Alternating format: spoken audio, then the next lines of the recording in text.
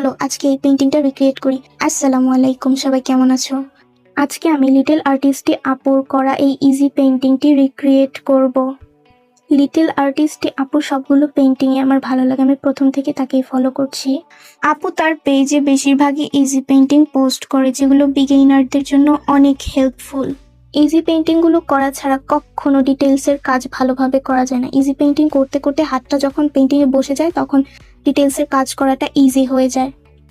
তবে আমি এখনো ডিটেলসের কাজগুলো ভালো মতো করতে পারি না, ক্যামেরার সামনে তো আরও না। এই জন্য আমি যে ল্যাম্পপোস্টটা সেটা অফ ক্যামেরায় এঁকে নিয়েছিলাম, আর নিচের যেই লাইন দুইটা টানলাম সেইটা আঁকতে আমার হাত এত কাঁপতেছিল, বুঝতেছিলাম না কেন।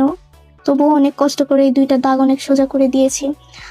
আর ক্যামেরার সামনে আমি গাছের পাতাগুলো দিতেই পারছিলাম না, এই জন্য অফ ক্যামেরায় গিয়ে আমি গাছের পাতাগুলো ঠিক করে নিয়েছি। আর গত ভিডিওতে আমি একটা ধাঁধা দিয়েছিলাম, সেই ধাঁধাটার অ্যান্সার ছিল স্বপ্ন। আর অবশ্যই পেজটাকে ফলো করে দিও, আর ইউটিউব থেকে দেখলে অবশ্যই সাবস্ক্রাইব করে দিও।